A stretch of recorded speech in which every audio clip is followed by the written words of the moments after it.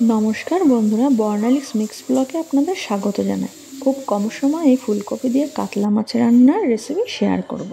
এখানে আমি একটি ফুলকপি নিয়েছি আর দুটো আলু নিয়েছি। ফুলকপি আলুগুলো টুকরো টুকরো করে কেটে নিয়েছি। সবজিটা আমি ভালো করে ধুয়েও নিয়েছি। এদিকে আমি একটি কড়াই বসিয়ে দিয়েছি গ্যাসে। 4টে শুকনো লঙ্কা আর গোলমরিচ, ধনে, জিরে আর 5 ফোড়ন।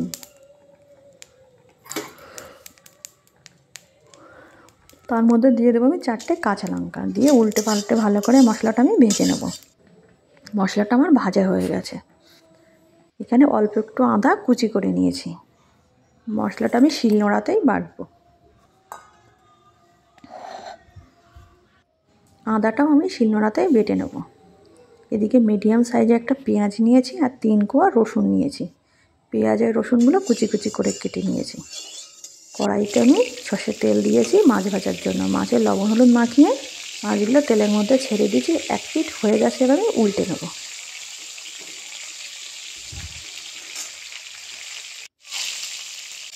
মাছগুলো আমার ভালোভাবে ভাজা হয়ে গেছে। এবারে মাছগুলো একটা একটা করে তুলে নিচ্ছি। ওই তেলের মধ্যে আমি রসুন কুচিগুলো দিয়ে দিলাম। রসুনটা লাল হয়ে আসলে কুচি করা পেঁয়াজগুলো ছেড়ে দিলাম।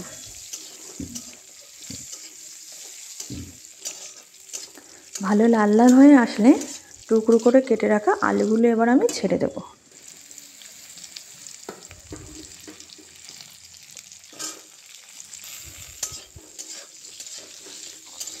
আলুগুলো উল্টে পাল্টে ভালো করে ভাজতে হবে। এবারে টুকরো করে কেটে রাখা ফুলকপিগুলো আমি দিয়ে দিলাম। উল্টে পাল্টে ভালো করে কষাতে হবে। ভালো লাগলে আমার চ্যানেলটি সাবস্ক্রাইব করো আর বেল বাটনটি অন করে দিও, যাতে আমার পরবর্তী ভিডিওগুলি নোটিফিকেশনগুলি সহজে তোমরা পেয়ে যাও। এর মধ্যে আমি পরিমাণ মতো লবণ দেবো আর পরিমাণ মতো হলুদ দেবো। দিয়ে আমি ভালো করে উল্টে পাল্টে ভালো করে কষাতে থাকবো।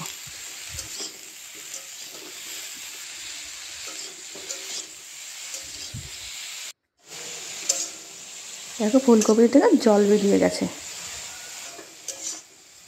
আবার ভালো করে উল্টে পাল্টে কষাতে হবে। আর রেসিপিটি পছন্দ হলে লাইক, কমেন্ট, শেয়ার অবশ্যই করে দিও।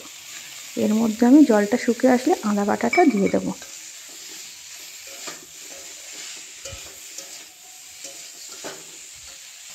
দিয়ে ভালো করে কষাতে হবে। দেখো ভালো করে আমি কষিয়ে নিচ্ছি।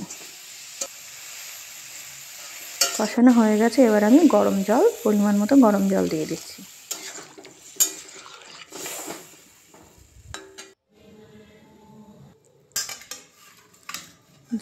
তরকারিটা একটু ফুটে আসলে ভেজে রাখা মাছগুলো আমি একটা একটা করে দিয়ে দেব।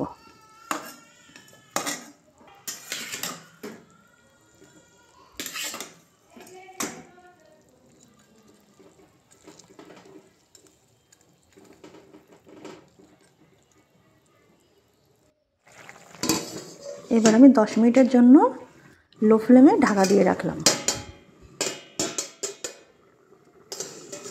10 মিনিট আমার হয়ে গেছে। এবার ঢাকনাটা আমি তুলে নিলাম। তরকারিটা আমার সিদ্ধও হয়ে গেছে। এবার তরকারিটা আমি একটা পাত্রে ঢেলে নিলাম। এবার ওই কড়াইতে আমি সর্ষের তেল দিলাম, তার মধ্যে একটু গোটা জিরে ফোড়ন দিলাম। ফোড়নটা হয়ে গেছে। ফোড়নটা লাল লাল হলেই আমি এবার তরকারিটি ঢেলে দেবো ওর মধ্যে।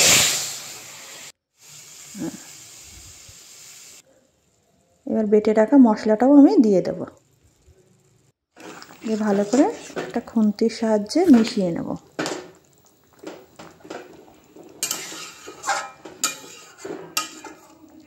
তরকারিটা ভালো ফুটছে।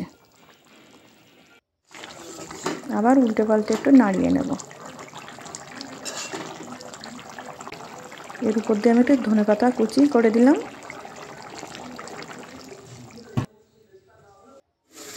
এবার আমি একটা পাত্রে নামিয়ে নিলাম। তৈরি হয়ে গেল আমার ফুলকপি দিয়ে কাতলা মাছের ঝোল।